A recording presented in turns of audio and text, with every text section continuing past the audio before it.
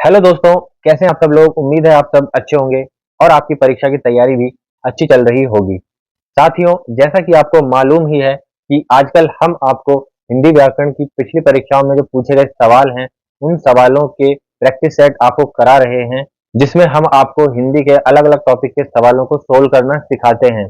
तो इसी कड़ी में साथियों, आज हम आपके लिए एक और प्रैक्टिस सेट लेकर आए हैं 15 सवालों का। तो चलिए शुरू करते हैं आज का अपना प्रैक्टिस सेट। पहला सवाल साथियों आपकी स्क्रीन पर है, संज्ञा के कितने भेद होते हैं। ये बहुत कॉमन सवाल है साथियों, ये बार बार परीक्षाओं में पूछा जाता है। तो एक बात जान लो साथियों, संज्ञा के 3 भेद होते हैं। लेकिन साथियों कहीं कहीं आपको 5 भेद भी बताए जाते हैं संज्ञा के। 3 भेद तो आपको मालूम ही है कौन कौन से होते हैं। संज्ञा के 3 भेद तो साथियों वो ही हैं जो यहाँ पर आप देख रहे हैं इस बॉक्स के अंदर। हिंदी के अंदर मूल रूप से ये 3 भेद होते हैं संज्ञा के। लेकिन साथियों आजकल इंग्लिश के प्रभाव के कारण हिंदी में इसके 5 भेद बताए जाते हैं, लेकिन वो जातिवाचक के ही अंतर्गत आते हैं। जातिवाचक के 2 भेद मान सकते हैं हम, द्रव्यवाचक संज्ञा या फिर समूहवाचक संज्ञा। द्रव्यवाचक संज्ञा जिसको इंग्लिश में मैटीरियल नाउन बोलते हैं और समूहवाचक संज्ञा को कलेक्टिव नाउन बोलते हैं। तो इंग्लिश की वजह से आजकल हिंदी में भी संज्ञा के 5 भेद बताए जाते हैं। लेकिन कभी परीक्षा में अगर इस तरीके का सवाल आए तो वहां पर आपको उत्तर में 3 ही लिखना है। अगर 3 ऑप्शन में ही ना आए, मान लिया ऑप्शन में आ जाए 4, 2, 5 या 6, तो फिर आप वहां पर फिर उत्तर आप 5 लिखेंगे, फिर 5 हमारा सही उत्तर हो जाएगा। तो ये कंफ्यूजन आप अपनी दूर कर लेना। चलिए अगले सवाल को देखते हैं। दूसरा प्रश्न हमारे सामने है, निम्नलिखित में से कौन सा शब्द भाववाचक संज्ञा का उदाहरण है। 4 शब्द आपको दिखाई दे रहे हैं, वो शब्द बताना है जो भाववाचक संज्ञा का उदाहरण हो। तो भाववाचक संज्ञा होती क्या है। देखिए, किसी व्यक्ति या वस्तु की गुण, दोष, दशा, अवस्था आदि का बोध कराने वाली जो संज्ञाएं होती हैं, जो शब्द होते हैं, उनको भाववाचक संज्ञाएं कहते हैं। अब हम अपने ऑप्शंस को देखते हैं और फिर अपना उत्तर निकालने का प्रयास करेंगे। लड़का जो शब्द है वो सभी तरह के लड़कों के लिए प्रयोग होता है, तो ये जाति का बोध करा रहा है, जातिवाचक संज्ञा है। गंगा एक नदी का नाम है, एक स्पेसिफिक नदी का नाम है, किसी और नदी का नाम गंगा नहीं है, तो ये व्यक्तिवाचक संज्ञा है। इसके बाद है किताब। किताब हम सभी तरह की किताबों के लिए प्रयोग करते हैं, तो ये जातिवाचक संज्ञा है। अब हमारे पास शब्द बचा साथियों माधुर्य, और माधुर्य एक भाव होता है और ये भाववाचक संज्ञा है। ऑप्शन नंबर सी हमारा सही है। माधुर्य जो शब्द है साथियों वो एक विशेषण से बना है। कौन सा विशेषण? मधुर शब्द से। मधुर एक विशेषण है, मधुर से माधुर्य बना लिया, या फिर हम मधुर से मधुरता भी बना लेते हैं। माधुर्य या मधुरता एक ही बात होता है, लेकिन माधुर्यता नहीं होता, वो गलत हो जाएगा। तो इस तरह से साथियों भाववाचक संज्ञाएं बना भी सकते हैं, जातिवाचक संज्ञा से, सर्वनाम से, क्रिया से, विशेषण से और अव्यय शब्दों से। तो चलिए अब अगले सवाल को देख लेते हैं। तीसरा सवाल हमारे सामने साथियों, वह शब्द किस प्रकार का सर्वनाम है। तो सर्वनाम का भेद बताना है कि इस शब्द के अंदर, वह के अंदर कौन सा सर्वनाम है। तो सर्वनाम के 6 भेद होते हैं। 4 भेद तो आप देख ही सकते हैं, ये आपके सामने है। और पांचवा और छठा मैं आपको बता देता हूं। एक होता है पुरुषवाचक, और एक जो इसमें नहीं है वो है संबंधवाचक। तो ये यहाँ पर 6 भेद होते हैं सर्वनाम के। अब जो शब्द है हमारे पास वह जो शब्द है साथियों, ये बता रहा है किसी व्यक्ति या वस्तु की निश्चितता के बारे में। जैसे वह मेरा जूता है, तो यहाँ पे निश्चित किसी व्यक्ति वस्तु का पता चल रहा है, तो वहां पर निश्चयवाचक हो जाएगा। तो यह या फिर वह जो शब्द होते हैं ये निश्चितता का बोध कराते हैं, या फिर ये या वे। तो यहाँ पर निश्चयवाचक है। अनिश्चयवाचक में कोई कुछ इस तरह के शब्द आ जाएंगे। तो चलिए अब अगले सवाल को देख लेते हैं। चौथा सवाल, क्रिया के मूल रूप को क्या कहते हैं। क्रिया का मूल रूप से मतलब है वह क्रिया शब्द जिसको और छोटा नहीं किया जा सकता, जो अपने आप में सबसे छोटा है। जैसे मैं आपको एक शब्द यहाँ पर लिखूं, खा जो एक शब्द है ये क्रिया शब्द है, और इस खा में हम बहुत सारे प्रत्यय जोड़कर नए नए दूसरे क्रिया शब्द बनाते हैं। जैसे खा में हमने कर जोड़ दिया, खाकर हो गया। खा में हमने का जोड़ दिया, खाता हो गया। खा में हमने ई जोड़ दिया, खाई हो गया, खाओ हो गया। लेकिन आप यहाँ पर अगर देखें तो सब में खा जरूर आ रहा है, यानी खा में बहुत सारे प्रत्यय अलग अलग जोड़कर नए नए क्रिया शब्द बना लिए। तो जो ये मूल शब्द है खा, इसी को हम क्या कह देते हैं, धातु बोल देते हैं। यही हमारा उत्तर सही है। पांचवा सवाल, विशेषण के कितने भेद होते हैं। विशेषण के साथियों 4 भेद होते हैं। वो कौन कौन से होते हैं? तो ये 4 प्रकार के जो भेद होते हैं विशेषण के, ये आप देख सकते हैं। तो इनको याद करने की एक ट्रिक भी मैंने बनाई है, आप उस ट्रिक से इनको याद कर सकते हैं। तो ये ट्रिक आप याद कर सकते हो। ये छोटा सा वाक्य है, गुस्से से परिणाम सर्वनाश। तो गुस्से से यानी कि गुणवाचक, से यानी कि संख्यावाचक, परिणाम यानी कि परिमाणवाचक और सर्वनाश यानी कि सर्वनामिक विशेषण। तो इस तरह से आप विशेषण के चारों भेदों को याद भी रख सकते हैं। चलिए अगले सवाल की तरफ बढ़ते हैं। छठा सवाल, सुंदर शब्द का भाववाचक संज्ञा रूप क्या होगा?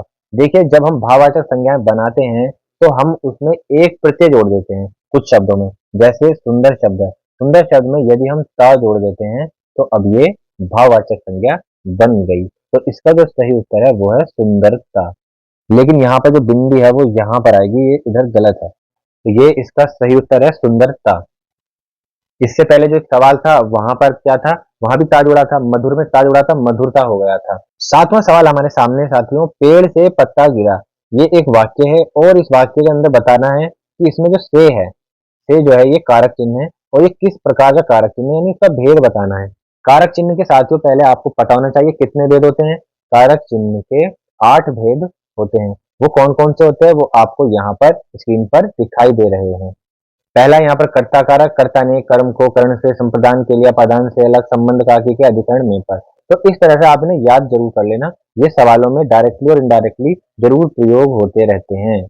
अब हम देखते हैं हमें इसमें बताना क्या है। देखिए हमारा जो वाक्य है पेड़ से पत्ता गिरा, तो इसके अंदर जो से विभक्ति है, ये वाली से, इसमें बताना है कौन सा कारक है। तो यहाँ पर आप देखो से दो जगह पर है, एक तो यहाँ पर है और एक अपादान कारक में है।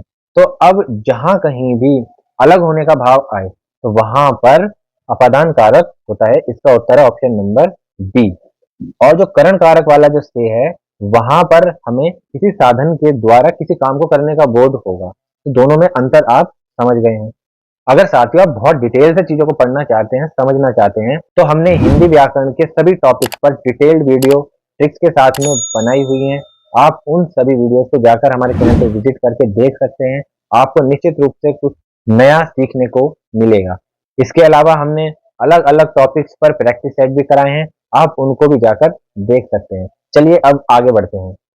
आठवां सवाल, बहुत शब्द किस प्रकार का क्रिया विशेषण है? तो यहाँ पर क्रिया विशेषण का भेद बताना है इस शब्द के अंदर, यानी जो बहुत शब्द आपको दिखाई दे रहा है इसके अंदर क्रिया विशेषण का कौन सा भेद है। क्रिया विशेषण के 4 भेद होते हैं, ये जो आपके सामने आपको दिखाई दे रहे हैं। अब आपको ये पहचान करनी आनी चाहिए कि क्रिया विशेषण कौन सा वाला भेद है। तो क्रिया विशेषण की पहचान करने के लिए आपको क्रिया से 4 सवाल करने हैं और वो 4 सवाल कौन कौन से हैं वो मैं आपको बता देता हूँ। रीतिवाचक क्रिया विशेषण की पहचान है कि क्रिया से अगर हम कैसे सवाल पूछें और उसका उत्तर मिल जाए तो रीतिवाचक है। परिमाणवाचक के लिए हम कितना, कितनी, इस तरह के सवाल पूछेंगे।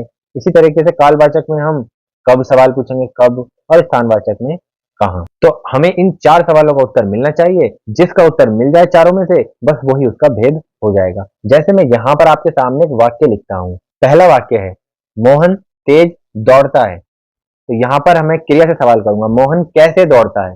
मोहन तेज दौड़ता है। तो जवाब मिल गया, इसका मतलब रीतिवाचक क्रिया विशेषण है। अब इसी वाक्य को दूसरे तरीके से, मोहन बहुत दौड़ता है।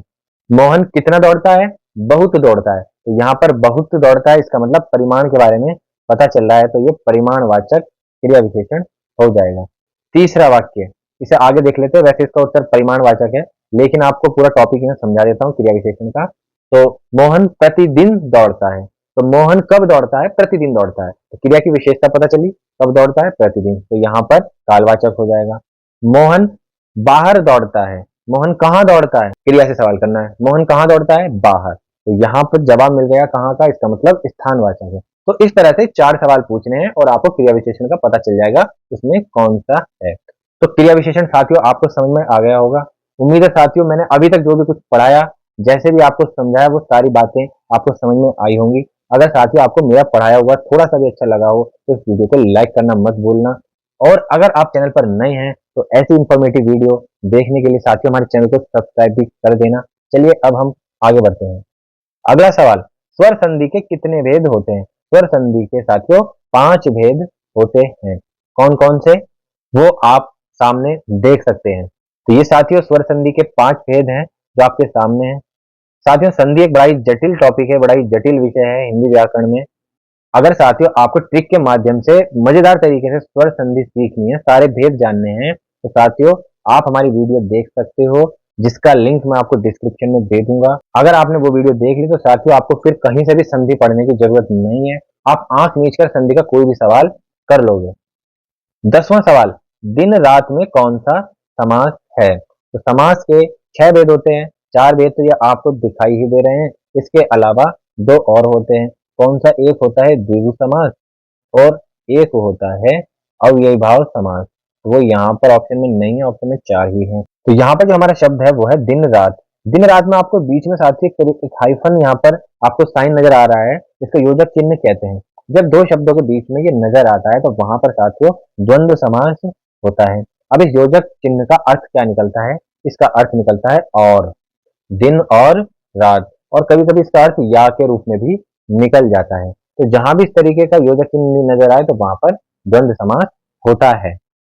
11वां सवाल, प्रत्येक एक शब्द आपको दिखाई दे रहा है, बताना है कि इसका संधि विच्छेद करने पर क्या आएगा। जब हम इसको अलग करेंगे तो क्या बनेगा? तो इसका जो ऑप्शन है, उत्तर जो है वो है ऑप्शन नंबर 4, प्रति जमा एक। जब इनकी संधि होगी तो वो प्रत्येक बन जाएगा और इसके अंदर यण संधि है। ठीक है, स्वर संधि में भी कौन सी?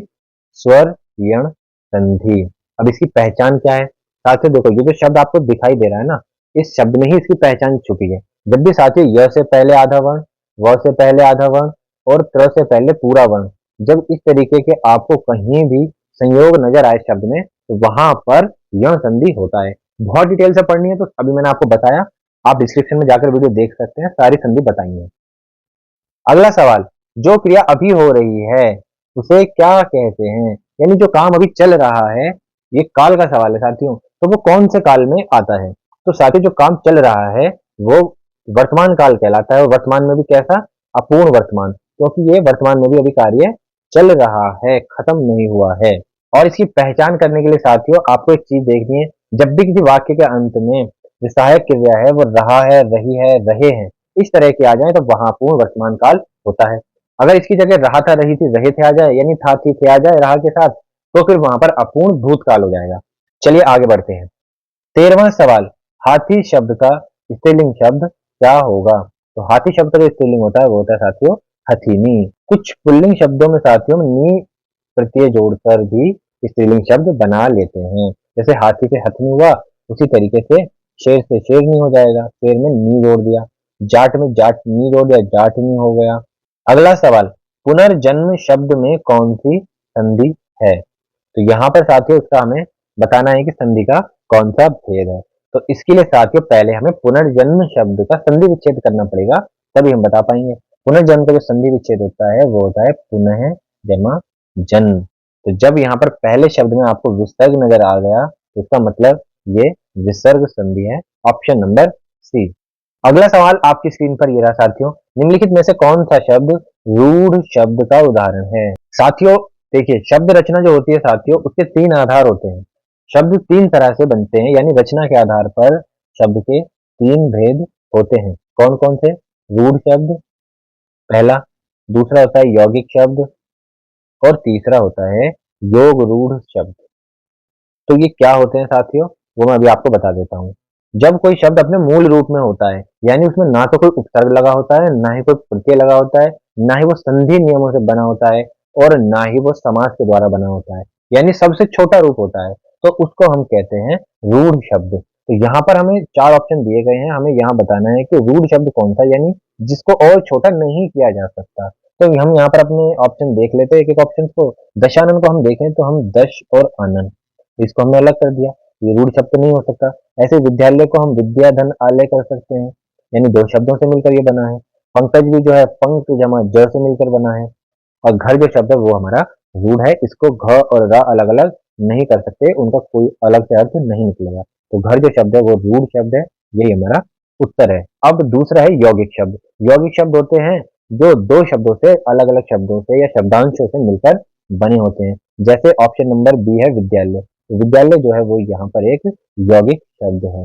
और योग रूढ़ शब्द वो होते हैं जो यौगिक होते हैं, परंतु उनका जो अर्थ होता है वो किसी एक विशेष व्यक्ति या वस्तु के लिए रूढ़ हो जाता है, फिक्स हो जाता है, उसको सभी के लिए यूज नहीं करते। दशानन का जो वैसे शाब्दिक अर्थ निकलता है वो निकलता है दश आनन, यानी 10 मुखों वाला। लेकिन 10 मुखों वाले किसी भी व्यक्ति को हम दशानन नहीं कहते। रावण के लिए फिक्स हो गया, रावण को ही दशानन कहा जाता है। तो ये होता है योग रूढ़। तो साथियों, ये थी आज की हमारी वीडियो जिसमें हमने 15 प्रश्न आपको अलग अलग तरह के कराए। उम्मीद है साथियों आज की जो वीडियो है आपको अच्छी लगी होगी, सारे सवाल आपको समझ आए होंगे। अगर साथियों आपको वीडियो अच्छी लगी हो तो वीडियो को लाइक करें, शेयर करें, चैनल पर पहली बार आए हैं तो चैनल को सब्सक्राइब भी करें, बेल आइकन को दबा दें ताकि आने वाली वीडियो की नोटिफिकेशन आप तक पहुंच जाए। जल्द मिलेंगे साथियों आपसे, तब तक के लिए जय हिंद।